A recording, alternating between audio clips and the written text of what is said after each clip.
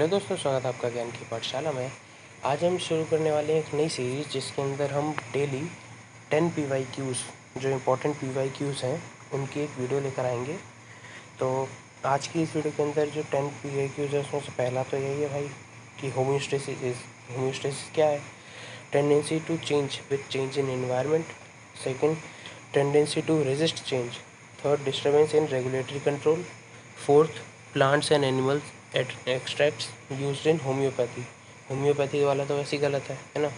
और regulatory control में disturbance थोड़ी चाहिए, उनको तो स्टेबल इन्वायरमेंट चाहिए ना अपने बॉडी के अंदर, स्टेबल फिजियोलॉजी चाहिए। तो पहला वाला भी गलत हो जाएगा क्योंकि इसमें क्या है कि आउटर इन्वायरमेंट के साथ हमारे बॉडी का इंटरनल इन्वायरमेंट चेंज हो रहा है, पर चेंज तो नहीं होता है ना। तो इसका है टेंडेंसी टू रेजिस्ट चेंज। तो इसका सेकेंड ऑप्शन हो जाएगा आंसर, और जिसको इसका आंसर रीड करना है वो कर भी सकता है। सेकंड क्वेश्चन है, which of the following is against the rule of ICBN, है ना। ICBN क्या है? International code for botanical nomenclature. तो अब इसके अंदर क्या क्या रूल्स हैं वो देख लेते हैं।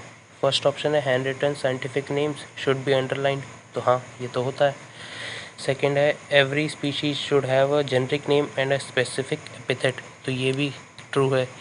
थर्ड ऑप्शन है, scientific name are in Latin and should be italicised. तो ये भी सही है।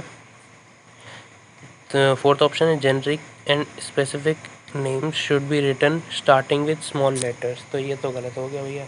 जेनरिक नेम जो होता है वो उसका फर्स्ट लेटर कैपिटल होता है, बाकी पूरा जेनरिक नेम और पूरा ही जो स्पीशीज़ नेम होता है वो स्मॉल लेटर्स में लिखा जाता है। तो इसका करेक्ट आंसर हो गया फोर्थ। इसके ऊपर मेरे को चलो आपसे क्वेश्चन भी पूछना है, तो मैं आगे पूछता हूँ। तो हमारा जो थर्ड क्वेश्चन है वो ये है, select the correctly written scientific name of mango which was first described by Carolus Linnaeus. तो इसमें क्या है, first described by Carolus Linnaeus. तो जो स्टार्टिंग में जो नेम रखे गए थे, तो काफ़ी सारे साइंटिस्ट थे जो अपने अपने जो जो डिस्कवर करते जा रहे थे प्लांट्स और एनिमल्स, उनके नेम रखते जा रहे थे। तो वो सब उस साइंटिफिक नेम के साथ अपना भी नाम जोड़ देते थे, अपने नाम का एक एब्रीविएशन जोड़ देते थे, है ना। तो हमें एक ऐसा वर्ड सही मतलब नेम देखना जिसमें एब्रीविएशन भी हो कैरोलस लीनियस के नाम का, और दूसरा जो उसके रूल्स हैं ICBN के, वो भी हमें ध्यान रखते चलने हैं कि जो जेनरिक नेम है उसका फर्स्ट लेटर कैपिटल होना चाहिए, तो इन सभी में, है ना। बाकी सारे जो हैं वो स्मॉल में होने चाहिए, और ये लैटिन लैंग्वेज में होना चाहिए, और इटैलिसाइज्ड होना चाहिए, मतलब जो फ़ॉन्ट है वो इटैलिक्स होना चाहिए। तो वो भी सब में सेम है। तो इसका करेक्ट आंसर हो जाएगा फर्स्ट वाला। क्यों? क्योंकि थर्ड वाले में देखो तो जो स्पीशीज़ नेम है उसमें फर्स्ट लेटर कैपिटल दिया हुआ है, और अगर देखें सेकंड वाला तो इसके अंदर कोई साइंटिस्ट के नाम का एब्रीविएशन नहीं है।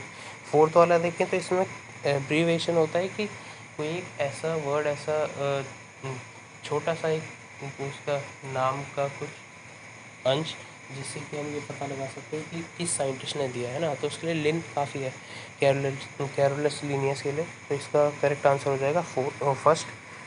अब इसके ऊपर मेरे को आपसे क्वेश्चन पूछना है कि इसके अंदर इन्होंने जेनरिक नेम को और स्पेसिफिक नेम को दोनों को लैटिन लैंग्वेज में लिखा है और इनको इटैलिसाइज भी किया है, लेकिन जो साइंटिस्ट का नाम है उसको एक नॉर्मल फॉन्ट में लिखा है ना।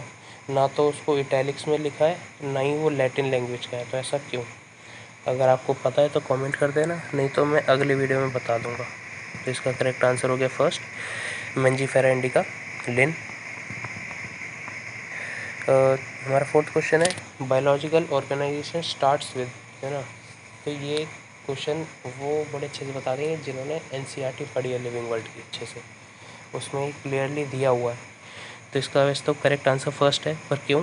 क्योंकि अगर देखें सेकंड वाला ऑप्शन सेलुलर लेवल, तो किसी भी बायोलॉजिकल ऑर्गेनिज्म की जो बॉडी है वो सिर्फ सेल से तो शुरू नहीं होती है, सेल के अंदर भी और सेल ऑर्गेनेल्स होते हैं, है ना। काफ़ी सारे मैक्रोमॉलिक्यूल्स होते हैं जिनसे वो बना हुआ होता है। तो सेलुलर लेवल तो डेफिनेट नहीं है। फिर उसके बाद है ऑर्गेनिज्मिक लेवल। तो किसी एक ऑर्गेनिज्म का बेसिक स्ट्रक्चर ऑर्गेनिज्म ही थोड़ी होता है, उसके अंदर ऑर्गन्स होते हैं, टिश्यूज़ होते हैं, सेल्स होते हैं, है ना, सेल ऑर्गेनेल्स होते हैं। और फोर्थ है एटॉमिक लेवल। तो नहीं भैया, एटॉमिक लेवल तो बहुत ज़्यादा ही छोटा हो गया, कोई एक सिंगल एटम का अपना एग्जिस्टेंस होता थोड़ी है।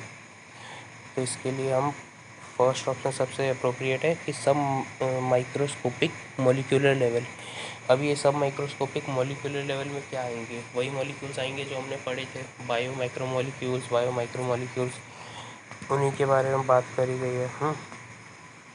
ये तो इसका करेक्ट आंसर है फर्स्ट। और वो जो बायो माइक्रोमॉलिक्यूल्स होते थे कौन से, carbohydrate, lipid, protein, fats, nucleic acid, यही है ना। फैट और लिपिड तो सेम हो गया। तो इसका फिफ्थ क्वेश्चन है, name the herbarium sheet the level of herbarium sheet does not carry information on.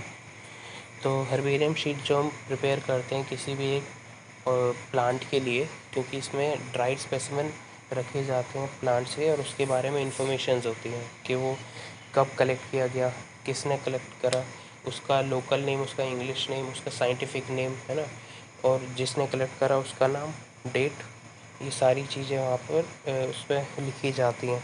तो इसके अंदर फर्स्ट है डेट ऑफ कलेक्शन, ये भी लिखा जाएगा, नेम ऑफ कलेक्टर ये भी लिखा जाएगा, लोकेशन, लोकल नेम ये भी लिखा जाएगा, है ना। फोर्थ जो ऑप्शन है हाइट ऑफ प्लांट, ये नहीं लिखा जाएगा क्योंकि किसी भी एक प्लांट की हाइट डेफिनेट नहीं होती है ना। कोई प्लांट अगर 10 मीटर का है तो ज़रूरी नहीं है सेम स्पीशीज़ का प्लांट 10 मीटर का ही हो, वो 8 मीटर पर भी रुक सकता है, 12 मीटर पर भी जा सकता है। तो इसके लिए हाइट ऑफ द प्लांट नहीं हो क्योंकि ये डेफिनेट नहीं है और ये टाइम के साथ साथ इंक्रीज़ होती रहती है। तो ये जिसको पढ़ना हो पढ़ लेना भैया। फिर आ जाता है six question, the contrasting characters generally in a pair used for identification of animal in taxonomic keys are refer to as. तो देखो जो की होता है टेक्सोनॉमिक की, वो किस काम आता है, जो कोई भी अगर आपको किसी ऑर्गेनिज्म में, किसी दो ऑर्गेनिज्म में डिफरेंस पता करना है ना, या किसी टेक्सोनॉमिक कैटेगरी में दो टेक्सोनॉमिक कैटेगरीज में आपको डिफरेंस पता करना है, तो उसके लिए आप क्या करते हो, उसके लिए आप कंट्रास्टिंग कैरेक्टर्स का यूज़ करते हो ना। तो उन्हीं कंट्रास्टिंग कैरेक्टर्स को जो पेयर में होते हैं तो उसको कपलेट बुलाते हैं। अब कपलेट में भी दो होते हैं, डबलेट में भी दो होते हैं, लेकिन डबलेट और कपलेट में फ़र्क क्या है कि डबलेट में सेम तरीके की दो चीज़ों को हम बोलते हैं डबलेट, कि अगर दो सेम ब्रांड की चॉकलेट्स है तो वो डबलेट हो गया, पर कपलेट वैसा नहीं होता है ना। कपलेट में आप कोई भी दो कैरेक्टर्स रख सकते हो, और अगर आप की बात करें स्पेसिफिकली तो उसके अंदर आपको कॉन्ट्रास्टिंग कैरेक्टर्स रखने पड़ेंगे, जिससे कि आप उसको मतलब पता कर सको। जैसे अगर प्लांट और एनिमल में अगर डिफरेंस करना है तो एक मेन चीज़ ये हो सकती है जो जैसे लोकोमोशन हो गया, मोड ऑफ न्यूट्रिशन हो गया, है ना, उसी तरीके से। और जो कपलेट है, कपलेट में दो चीज़ें होती हैं ना, तो उसमें अगर सिंगल की बात करें, सिंगल कैरेक्टर की, तो उसको हम लीड बुलाते हैं। तो इसका करेक्ट आंसर कपलेट था और ये आंसर। हमारा सेवन्थ क्वेश्चन है, which of the following is incorrect about cyanobacteria. Cyanobacteria क्या होता है, ब्लू ग्रीन एल की कोई साइनोबैक्टीरिया बोलते हैं। दे लैक दे आर फोटोऑटोट्रॉप्स, तो हाँ ये तो होते हैं। दे लैक हेट्रोसिस्ट, तो ये तो नहीं होता भैया, नाइट्रोजन फिक्शन में कैसे करेगा। फिर है they often form blooms in polluted water bodies, कर लेता है। फोर्थ है they have chlorophyll a similar to green plants, yes, very important point. इसका जो करेक्ट आंसर हो जाएगा ना कि साइनोबैक्टीरिया के बारे में क्या इनकरेक्ट है, तो वो है second B, they lack heterocyst. Heterocyst उसमें होता है, तो दे लैक हेट्रोसिस्ट ये इनकरेक्ट हो गया, है ना। हेट्रोसिस्ट से वो करते क्या है, वो नाइट्रोजन फिक्सेशन करते हैं, एटमॉस्फेरिक नाइट्रोजन फिक्सेशन, और ये फ्री लिविंग होते हैं। और एट्थ क्वेश्चन है, which of the following organism are known as chief producers in the ocean. तो चीफ प्रोड्यूसर्स कौन से होते हैं जो सबसे ज़्यादा प्रोडक्शन करते हैं, वो होते हैं डायटम्स। ये भी एनसीईआरटी में साफ साफ दिया हुआ है। और तो इसका डायटम्स हो गया चीफ प्रोड्यूसर्स, 40% कंट्रीब्यूट करते हैं मरीन प्राइमरी प्रोडक्टिविटी में। नाइन्थ क्वेश्चन है, which of the following are found in extreme saline condition, है ना। तो अब देखो सारे ऑप्शन बैक्टीरियाज में है ना, तो बैक्टीरिया के लिए तो सबको पता ही है कि ऐसा कौन सा बैक्टीरिया है जो सबसे ज़्यादा ड्यूरेबल है? अब ऐसा बैक्टीरिया तो पुराना ही हो सकता है, नए बैक्टीरिया में बात करा। तो पुराने बैक्टीरिया को क्या बोलाते हैं? आर्के बैक्टीरिया, है ना। आर्के बैक्टीरिया जो प्रिमिटिव बैक्टीरिया होते थे उनको बोलते थे, which are not the true bacteria, है ना। जो ट्रू बैक्टीरिया आज की हम बात करते हैं उनको यू बैक्टीरिया बुलाते हैं, और जो पुराने वाले थे उनको आर्के बैक्टीरिया बुलाते हैं। ये एक्सट्रीम कंडीशंस में हमको मिलते हैं, जैसे कि एक्सट्रीम सलाइन हो गया, है ना, एक्सट्रीमली हॉट हो गया, या फिर जो कैटल्स होते हैं उनके रूमन में, है ना, उनके गट में। तो इसका करेक्ट आंसर तो आर्के बैक्टीरिया हो गया। अब इसका, हाँ, अब देखो ये बात कर लेते हैं कि आर्के बैक्टीरिया तो ठीक है, चलो आर्के बैक्टीरिया होता है जो कि सारी एक्सट्रीम कंडीशंस में होता है। कोई भी एक्सट्रीम कंडीशन होती है उससे सर्वाइव कर जाता है। लेकिन ऐसा होता क्यों है? कुछ तो रीज़न होगा।